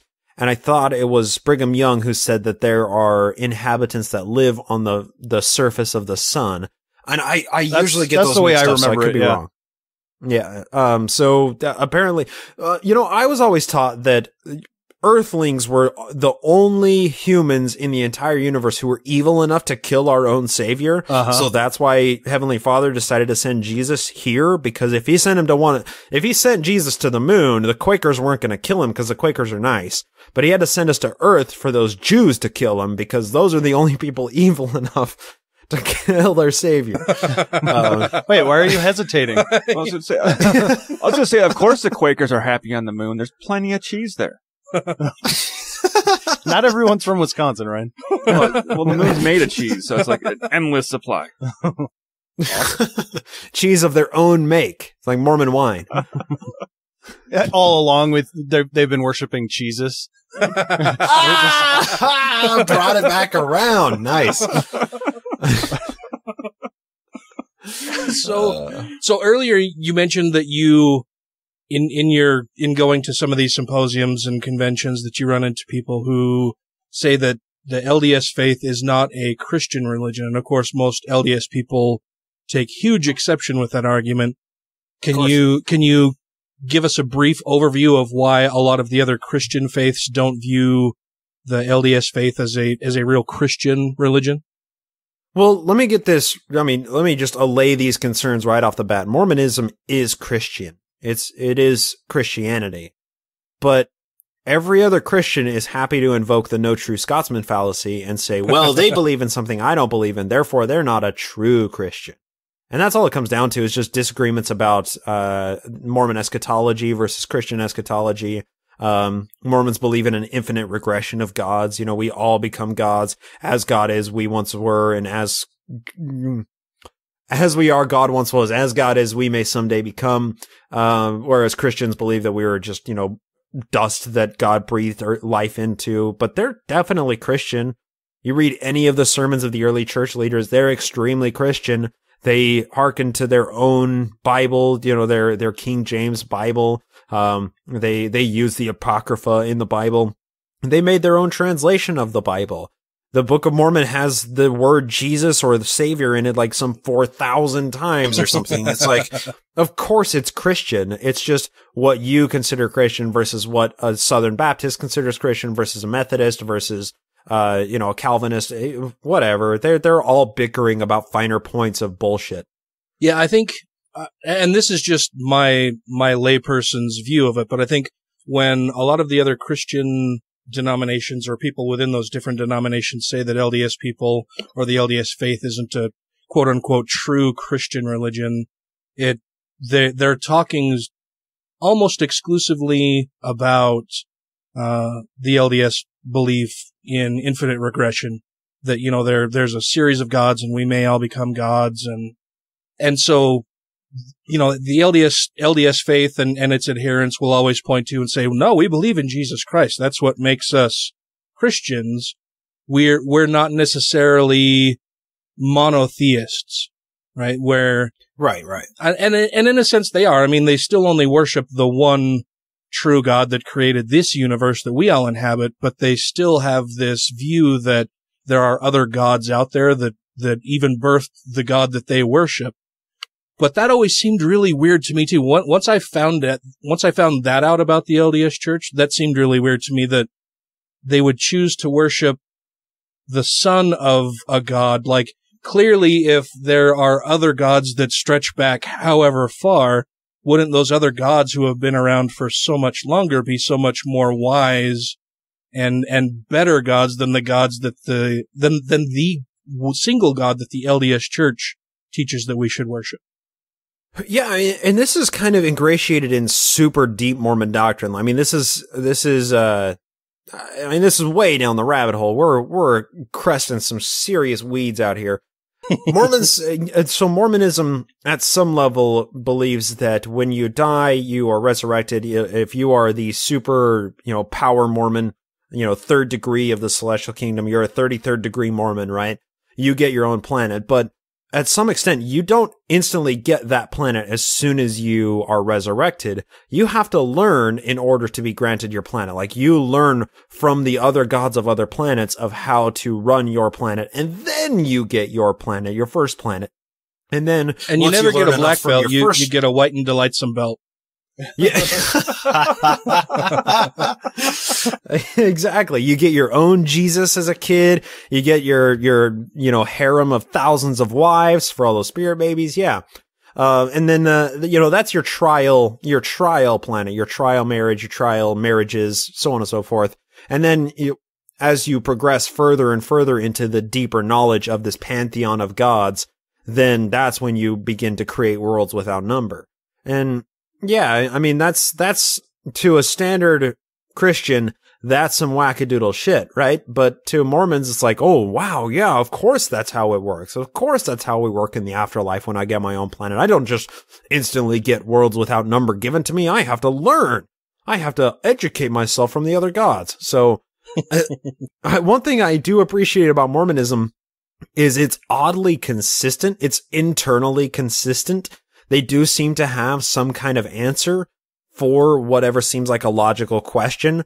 They say, okay, well, so if God grew up on the planet nearest the star Kolob, where did he come from? Oh, well, he was put there, he was a human. He was birthed there by, his heavenly father. Wait, so was that heavenly father also a human being at some point? Yes, he was. Wait, so how far back do gods go? Oh, it's an infinite regression. Oh, wow, that makes sense, right? So you can come to these pseudo-logical conclusions, but as soon as you hit them with a single ounce of skepticism or scrutiny, the whole goddamn house of cards falls apart. But at least when you're on the inside, shit seems to make a lot of sense, right? That's one of my favorite things, is to get two Mormon people arguing points of doctrine against each other. That's one of the things that I fucking love. That I've told the story a few times on the show, but I work with a couple people who are very LDS people, and one day they were having a conversation about, if the Holy Ghost can follow you into a strip joint or not. And one of them was arguing that the Holy Ghost cannot follow you into a strip joint. That's why you're not supposed to go into a strip club. And the other was saying that, oh no, I know for a fact that the Holy Ghost can follow you into a strip club, because if the Holy Ghost couldn't, then I would have done some really terrible things while I was in the strip club. Oh my God. And there's like me the Holy just Ghost sitting is back. Superman, and the strip club's made of lead or something. Like, what the fuck? And there's me just sitting back, like watching it like a tennis match, just watching the two of these guys talk to each other. Like, you're both fucking insane. When I was going through seminary, they always said, if you ever see those Jehovah's Witnesses or something outside of the seminary building, don't ever Bible bash. You never Bible bash with other Christians. And I always thought it was because we have the divine truth. We'll just smash them every time. It'll be combative. No, it's because as soon as you start Bible bashing with Christians, you realize how fucking insane your religion is. So is that the most insane thing that you've found about the church? God, I cannot put anything on that scale anymore. because I learn insane shit every single day. That scale of what is insane versus what is not insane has expanded and ballooned to encompass all of Mormon history. And at this point, it is nigh impossible to try and put any of these levels of crazy on some kind of quantifiable gradient. It's impossible. It's all too fucking crazy. And the thing is, like, my personal studies in Mormon history are going along with the show as I produce it. So I'm in 1841 right now. Joseph gets assassinated in 1844. Joseph Smith never sets foot inside of Utah. And right now I'm personally studying some deep Nauvoo history, but I'm starting to pick up some books on Utah Mormon history. And there's a reason why we are taught so very little about Brigham Young in our Utah studies classes in high school. The man was a monster. He was, I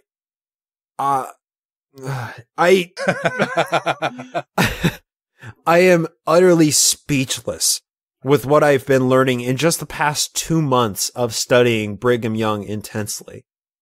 He was truly a despicable, utterly horrific, disgusting human being. Something that a Hitler would aspire to. It's absolutely incredible that there are fucking statues covering Salt Lake City of this man, given who he was. And there's a city named after him, and multiple universities named after him, and children that are born today named after him. Yeah, I was born in the city named after him. Yeah, I mean, fuck, when you understand a little bit of Utah Mormon history, you realize that Joseph Smith never set foot there, and that was solely Brigham Young's theocracy. You begin to realize just how depraved and horrific it was settling in frontier America. Jesus Christ, man. That is, because it's the newest shit on my Mormon history radar, that is the craziest stuff to me. But ask me that same question in 5 years, it might be what was going on in the earliest 1900s of Utah history. I don't know. Like, that's the thing is, every time I say, okay, that's a new ceiling. We just shattered through the glass ceiling of crazy. What the fuck next could I possibly learn that's crazier than this? Then I read one more paragraph and I'm like, oh fuck, there it is, right there. Okay, good to know. There is no ceiling. There's no bottom to this barrel, like this barrel of incredible bullshit that I'm understanding and digging through. It's fucking horrible. So if you could sit down with a true believing Mormon and point to one bit of LDS history or doctrine or any other kind of teaching, anything within the scope of LDS church history that someone who is an adherent of that church should know, to point to that one specific thing and say, this is why your church is a lie, what would that be? I think, I try as often as possible to never take that approach.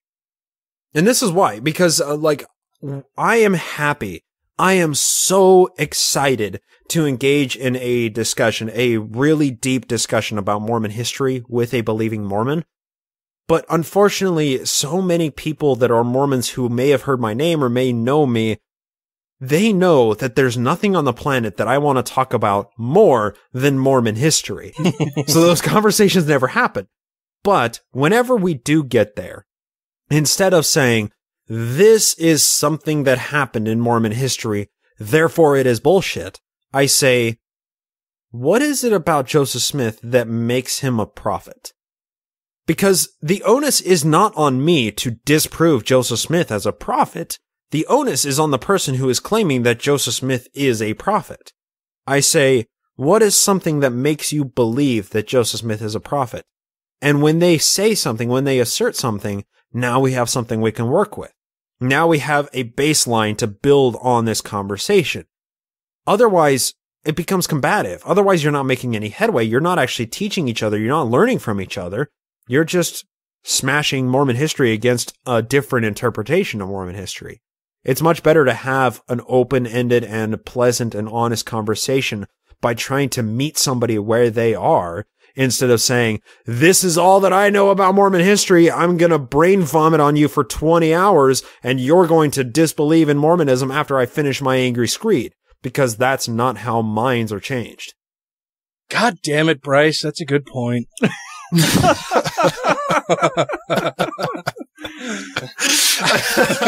I'm sorry, man. I just like conversations. I don't like fighting. What can I say? I'm a peacemaker. No, I absolutely agree with you, and I think that's fantastic that you feel that way. But if you had a gun to your head and you had to say this one thing here, I find like if you believe in this or you don't, like this is the linchpin for everything. I would, if I were to dive deep into what we consider truth in this world, and let me walk you through a hypothetical conversation. Okay. Right. So I'm going to be me. You be a it's not very hypothetical. In the way to stretch your acting chops there, Bryce. As hard as it's going to be. Try to be a TBM for just a quick conversation. Okay. I would say, Dan. TBM Dan. Yes, Brother Bryce? How do we know what we know about the world? How do we predict weather patterns? How do we use cell phones? How do we drive our cars around the world? Learned observation and patterns. Interesting. And we are able to do those things because people way smarter than you and I have come to understand the world in a way that they do, that makes it so we're able to send rockets to Mars and have phones in our pockets that have way more information than any library on the planet has, right? Yeah, isn't God great that he let those people do that? Yeah, he is really great. So, this is a very interesting thing that I find about Joseph Smith's early history is, the scientific method isn't anything new. People who have been studying science and studying physics and studying history have been doing that for thousands of years. And those people knew a lot more about history or knew a lot more about the Bible than anybody else at that time because they were some of the foremost scholars. And, it's actually really interesting because, Martin Harris, he funded the publishing of the Book of Mormon. He mortgaged his farm because he believed so much in the Book of Mormon. Martin Harris actually got a transcription of some of the inscriptions on the plates from Joseph Smith because Martin Harris was a really smart businessman. And, you can't blame him for this. If he was going to fund the Book of Mormon, he wanted to make sure that Joseph Smith was legitimate. So, one thing Martin Harris did was he got this transcription and he took it to a Bible scholar.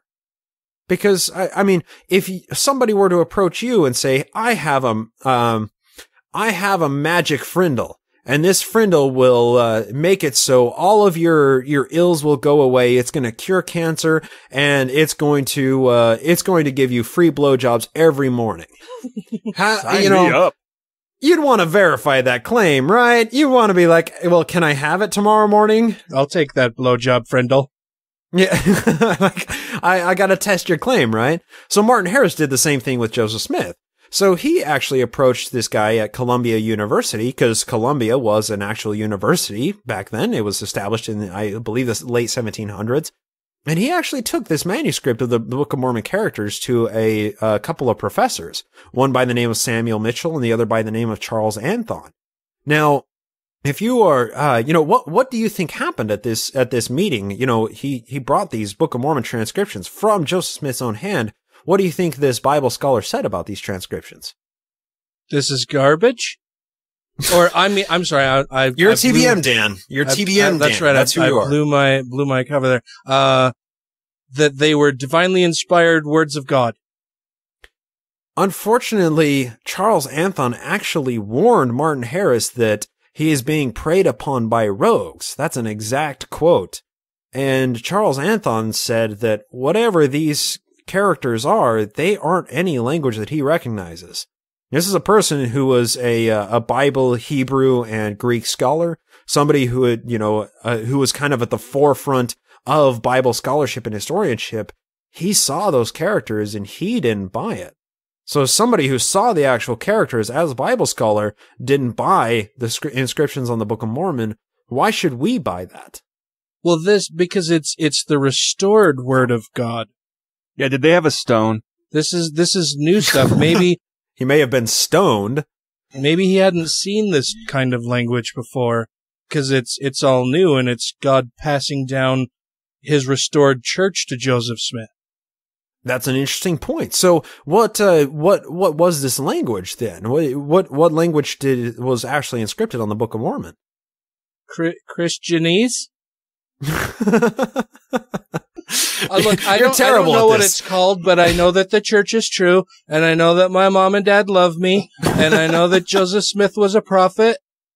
And click and hang up. Fuck this. I'm out. Well, so that's the way that I approach it, in a way that is inquisitive, that is using the Socratic method to get somebody to the conclusion that I came to, instead of asserting my conclusions and saying that they're right.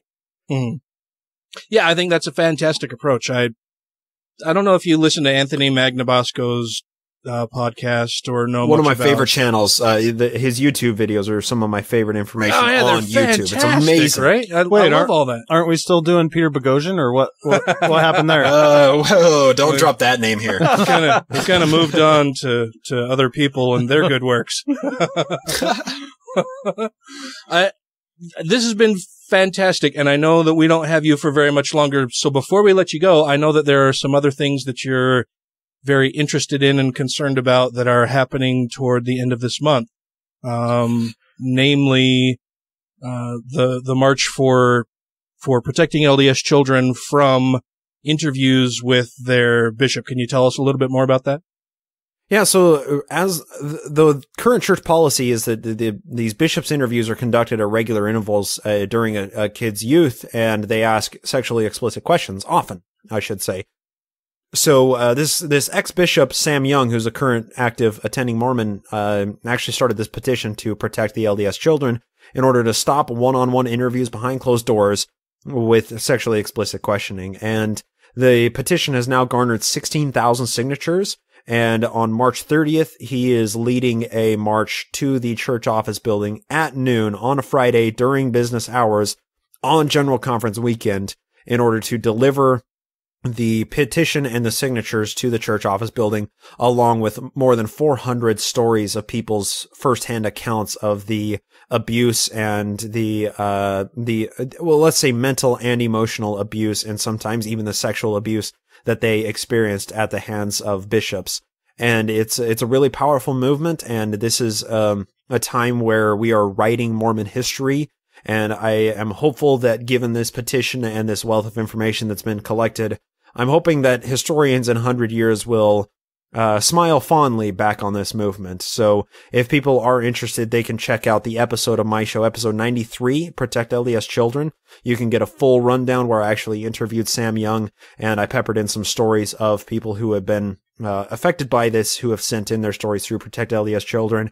And I encourage people, if you're able to, get there to the march, join us in there, sign the petition, add your story if you feel comfortable with doing so. You can do so anonymously if you, should you decide you would like to. And just throw your support behind this. This is a really important and powerful movement, and this is a policy change that the church needs to make, and they're just a little antiquated. Sometimes the church is a little bit slow and tone deaf when it comes to social pressures that need to change. What? Yeah, weird, huh? They were like on the bleeding edge of civil rights, man. They were, in 1978, they let black people hold the priesthood. Yeah, the bleeding edge is in they never mind. Violence, insert violence joke. Never mind.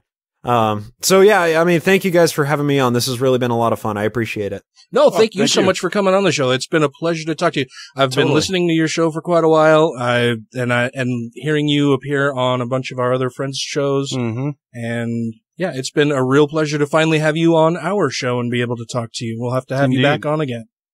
Likewise, I look forward to it, and I hope to have you guys on my show for a hangout at some point as well. This has been a lot of fun. Heck yeah. Fantastic. We'd love to do that. Thank you so much, Bryce. I really appreciate it, man. Thanks for coming on the show. Thank you guys. It's been a lot of fun. Yeah, it was great to finally talk to you. Absolutely. Take care, guys. All right. You do the same. Bye-bye. This is Phil Ferguson of the cleverly titled The Phil Ferguson Show, and thank God you're listening to the Godless Rebelution. Going back to the doctor, the hypothetical doctor and the astronomer, if you knew that one of the candidates that you're contemplating voting for believed that in the 19th century a man called Joseph Smith dug up some golden tablets which he translated and then conveniently lost, and translated, moreover, although a 19th century man translated them into 17th century English. If you have questions, comments, concerns, compliments, corrections, criticisms, or concepts for content, contact the show via email at godlessrebelution@gmail.com, by text or voicemail at 330-81-REBEL, or Twitter the Twatter at TGR Podcast. Thank you! Well, the interview with Bryce was a whole lot of fun. What a super nice guy. Yeah, let's talk to him again sometime. I like him quite a bit. You have some news for us this week, Matthew? Lauderdale, Florida. Good callback. All right. School shooter Nicholas Cruz spends his days in isolation, interrupted only by occasional visits from family members, mental health experts, and his lawyers. He sleeps fitfully, eats inconsistently, and spends most of his time in silence and, quote, deep thought, according to jail records released this week by the Broward Sheriff's Office. Are they trying to make him sound like a monk or something? I don't know. The records offer a glimpse into the daily life of Cruz, who was indicted Wednesday on 17 counts of murder and 17 counts of attempted murder. This is a quote from the jail records. Inmate is on lockdown by himself, unable to interact with others. According to one behavior observation report, dated February 18th, 4 days after the shooting at the high school in Parkland. On that day, Cruz ate his dinner and appeared most alert during a meeting with defense lawyers and a doctor. The report described him as very engaged, responsive, and talkative. During another visit on February 23rd, he was observed smiling and giggling. Those words rarely appear in the 36 pages of observations. More often, Cruz is described as silent or sleeping, lying awake and staring at the ceiling, cooperative with detention deputies, but otherwise speaking only when spoken to. Several sentences are blacked out of the reports released by the sheriff's office, which is interesting. Like just sentences in their report that are redacted? Yeah. Mm-hmm. Assistant Public Defender Gordon Weeks has said Cruz is on suicide watch. The observation reports either redact that information or don't include it, but an inmate check sheet for February 15th describes Cruz being strip searched, fed, and placed in a suicide gown. I just think it's interesting. Why isn't this a matter of public record? Why would they redact stuff? Well, yeah, he's not a minor anymore. And Florida has the what's they called, like the sunshine law? Yeah. Where they basically everything is fucking public record. Right. So I have no idea. This is all going somewhere. Okay. The final observation report released indicated Cruz was having more trouble sleeping, twists and turns in bunk, does not sleep, stares at wall in deep thought, eyes closed, appears to be resting, not asleep. Earlier that day, Cruz asked for something to read for the first time. A Bible. So, once he's forgiven, he'll get to go to heaven then. And awesome. and if some of his victims weren't right with God at the moment he murdered them, they won't. Seems legit. So there's that. Well, I've been watching some stuff on some different shootings and killers. Uh-huh. And I did watch another thing on Jeffrey Dahmer. Apparently, he also found Jesus. Yes, he did. He went and got baptized and stuff while he was in prison. And Was he like contained in the bicep of one of his victims, or it might have been.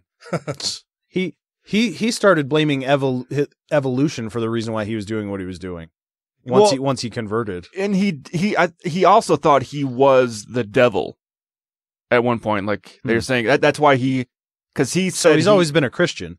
No, I think it was during the prison interviews where he said he thought he was the devil, or the devil was what was making him do these things because he didn't want to do it. Like he didn't want to do what he did, but he couldn't not do it. So it was the devil that was making him do it. Well, that poses an interesting problem for Christianity and free will and the power of God. Yeah. If the devil can make you do things like that. Yeah. Why is there any peace then? Mm-hmm. Well, yeah, I mean, if the devil can force you to do things, why isn't he doing that more often? Or maybe he is and we don't know. And why isn't there more chaos and division? Of course, that's getting worse under Donald Trump. Donald Trump is Satan. He's Satan. I also did watch the whole thing. It's about an hour and a half documentary on the Port Arthur shooting in Australia, which is what caused them to ban guns after that. Right. Yeah. Which So is- what'd you learn from the documentary? Very similar to American shootings, like school shootings, the way he just went in and started shooting everything up. But their approach afterwards is what was the difference. And I think it's, from what I learned, so they only outlawed semi-automatic weapons, and they had the buyback and stuff. And it wasn't the way where everyone portrays the Australian thing as you were forced to give up your guns, which totally wasn't the fact in it. It was a voluntary government-funded buyback. And I think it's something like 300,000 guns got handed in during the buyback. I think it was more than that, but yeah. It wasn't as big as I thought it was going to be. Yeah. When I looked at it. But then they said in the years after that, they have not had a single incident where more than 5 people were shot at a time. And the suicide rate with firearms dropped significantly. And it's basically, overall, everything was better. But the myth of saying, well, Australia got rid of guns. Well, they didn't really get rid of guns. People still have guns in Australia. Just, you can no longer purchase a semi-automatic rifle. Do they have enshrined in their constitution a provision that says, whatever you want to have as a death machine can be yours? Ours doesn't say that either, but they also were saying that it is a person's right to be able to own a firearm. In their constitution? Well, it was their, Is it enshrined in their constitution, Ryan? Do they have a prime, it's not a prime minister. What do they have? It is a prime minister, yeah. The prime minister from the time was in the documentary that was leading at that time. And he's the one that said, no, it's every person's right to be able to own a gun. So, which makes me think there might be verbiage in their constitution that says you are allowed to. Was it John Howard in 1996? See the PM? I have no idea. But you can still own firearms, like for hunting and everything else there. Just you can no longer purchase semi-automatic firearms. You shall not purchase. Which would be the same here in the U.S. Which is the same thing where people are like, well, if we ban all semi-automatic rifles and all that kind of stuff, well, then the bad guys are just going to get them. Well, how many fully automatic machine guns are bad guys getting? Because those are still out there. Mm-hmm. You can still get them. And I was thinking about this thought the other day. There's no such thing as a black market for guns. I was thinking about this thought. Yeah. When people always say the bad guys will get them on the black market. Well, there is no black market. All these guns these people have were legally purchased. Yeah. I mean, you could argue that gun shows are probably the closest thing to a black market. But it's not black. It's not, because it's perfectly legal for you to buy a gun in a private sale. There's nothing illegal about that. There's nothing black market about you buying a gun from another person in a private sale with no paperwork. Yeah. That is perfectly 100% legal to do but that. I guess once you ban something, then that creates a void for a black market to emerge, though. But there's no black market. Well, there is a black market for fully automatic machine guns, but they're fucking expensive. Yeah. And these people when these people are legally selling someone, they know they can't acquire a firearm in a store, are still paying a shitload of money for those. Mm-hmm. But the person that bought it in the first place legally bought that in a store with the intention to legally resell it to someone they know can't have it. Because there's no law saying they can't. So what do you think the difference is between the U.S. and Australia as far as their willingness to just say, no, this is enough. This is fucking crazy. Well, I wonder if it has to do with the smaller population. I think that's maybe part of it. It was easier to get a smaller group of people to be on the side of saying, hey, this is horrible, and something like, if something happens in a community, it might touch the whole community, but it doesn't touch the whole U.S. the same way as it touched that community.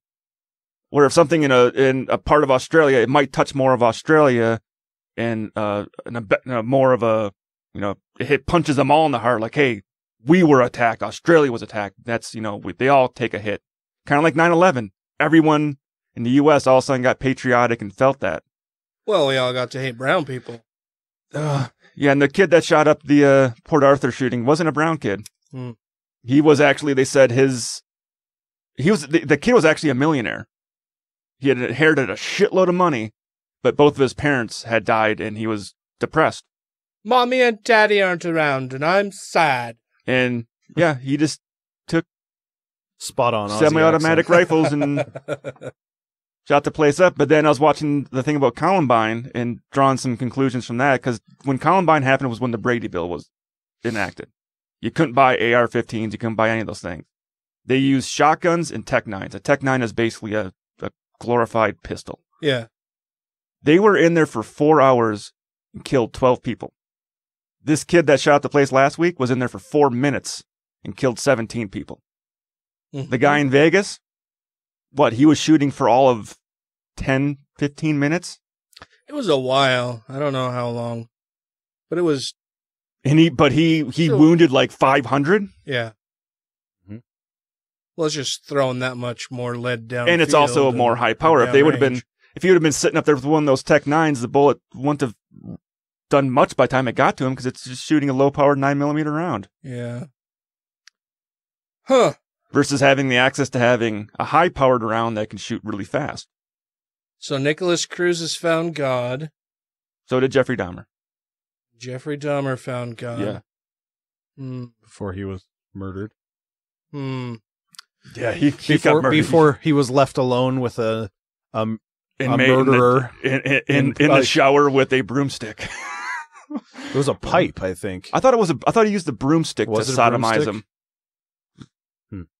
I don't know, but that'll do it for the time. Wait, one more story. Okay, one more story. I want to do this one because it's an update story. Yeah, let's okay. Is it cheery? Because I brought everybody down. It was a story that had a mild bit of contention on the show last time it came up. Was it from me? And yep, me and you. Okay. And this one is written by Todd Starnes, so that's not going to help anybody. Gross. Back in 1925, the American Legion erected a memorial in Bladensburg, Maryland, to honor the memory of 49 men who perished during World War I. The 40-foot-tall memorial became known as the Peace Cross. Yep, I saw this. In 2014, the American Humanist Association, a group that believes in being good without God, filed a lawsuit alleging the cross-shaped memorial is unconstitutional and demanding it be demolished, altered, or removed. They alleged the cross carries an inherently religious message and creates the unmistakable appearance of honoring only Christian servicemen. Today's decision sets dangerous precedent by completely ignoring history, and it threatens removal and destruction of veteran memorials across America. On Wednesday, the Fourth Circuit Court of Appeals agreed and ruled the historic memorial must be torn down. All because the Bladensburg Memorial is in the shape of a cross. Because it's in the shape of a cross. Now, I think if I remember correct, framing that fucking wrong. It doesn't have to be torn down. It has to be moved off of public property. Yeah. If I remember my final stance on that, cross be gone, plaque with soldiers' names on it. Okay. What? Oh, was that the final position you slid into? Yeah, the cross. Okay. Yeah, I was saying to have a memorial for the people from that town that were fought in World War II and died. Oh, okay. yeah. Okay. That's fine to have. Cross be gone. Yeah. All right. Yeah. Well then, cross be gone. Be gone. Well then, we don't disagree. It just at the beginning you just didn't seem to care. I thought you didn't care what shape it took. It was just for soldiers or whatever. So Billy, what's his fucking be hawking that shit on late night TV? Cross have be gone. You got? Oh, yeah. Have you got problems with Billy this? Mays here for cross be gone? Well, fuck Todd Starnes. They're gonna end up making alterations to that 40-foot cross or moving it or something. Yeah. The courts have decided, and he's all butthurt about it. And I think my original argument with why the cross might be able to stay was because of Arlington, but then I found out I was wrong. Yeah, that was someplace in France. Yeah. Well, no, yeah, place in France, but even in Arlington, it's not everyone's on a cross. When I looked it up, I'm like, oh yeah, the Jewish ones is an actual Star of David. It doesn't have a cross on it. It's not the Star of David in a cross. Mm. Yeah. Mm-hmm. The only thing is, you thought all the grave markers were crosses. Were crosses marking the graves. Right. In the Jewish ones, had the Star of David in the middle of the cross, and I was incorrect in that. Their stones were actually the Star of David. But then that also goes to say, what about the other religions that these people are guaranteed were a part of that are not part of Christianity with the cross that are now have a cross for there? Mm-hmm. You mean this big cross like this one? No, I mean in Arlington. Sure. I thought we already settled Arlington. I thought they're just like those white headstones. Yeah. Oh yeah, the France one was one. Yeah. Yeah. But even there, but not yeah. Well, they don't have our Constitution, so I don't know what they're doing. But... Well, that's considered American soil. Is it? Yeah. Oh. Before we end this one, I want to make sure that everybody, if you have not listened to Serious Inquiries Only, where Thomas and Andrew are talking about the Stormy Daniels case, you should absolutely go and listen to that because it's fucking awesome. Really, really good show. And that's all I have to say about that. Like, we're not even going to address it. Like, go and listen to the Serious Inquiries Only episode of Thomas and Andrew talking about the Stormy Daniels case because it's fucking awesome.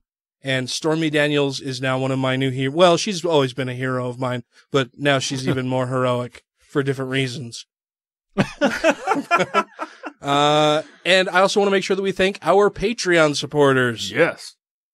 That would be Michelle Short, Christy Kalbach, Camille Borowski, Pneumania, Alan Furr, Gay Atheist, Larry Wilson, Dr. Dan, Matt's boss from the 2SC podcast, to whom we pledge loyalty, Janet Uter, Let Them Eat Kafefe, Stephen Andrews, Marius Buchikowski, Rob Otto, Vanessa Lowe, Utah Outcasts, Tim Jacobson, Matt Tuller, Megan Kennedy, Andrew Vodopich, Randy Hamrick, Jeremy Goodson, Angelica Pearson, Wesley Aaron, Savita Kuna, Purple Dragon, and Taylor Grin. Thank you all very, very much. We really, really appreciate it. Honestly, the list continues to grow, and it's already much longer than I ever thought it would be. Matt mentioned it earlier. I'm just kind of stealing your line that you mentioned earlier because you're absolutely right. Like, I'm happy people are digging the show. If you dig the show and want to become a Patreon member, you can do so by going to Godless Rebelution. No, don't do that. Go to patreon.com/Godless Rebelution, and then you can sign up and become a patron of the show, and we'll put your name on the list and read it at the end of every show. But thank you all so much for listening. And so until next week, crucify those tapirs. Grab a seer stone and leave a review. And rate the show 5 times a day toward Barkenagle. Okay, well, we're kind of always recording. We gotta have some stuff for outtakes, man. Yeah. I'm like, this game has turned into a 200 fucking gig game on my fucking PlayStation. Yeah, they'll churn right into that. I was like, you let them. Like, holy fuck. Brain thought. Is the call still going? Why does it say hang up call? It's totally still going.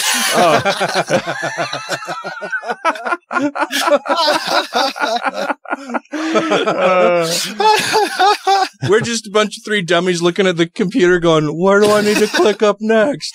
What the fuck is going on, man? It's our first time using this. Man, I'm glad we didn't talk shit about you. I was actually hoping you would. That's why I had my mic muted. God damn it. Like, are they going to say something mean now? No. No, we love the Bryce Blankenaglings. The Barkenagle? Oh my god, that was the best. Barkenagle. I love it. All right, I'm going to close my tab here. See you guys later. All right, take care, Bryce.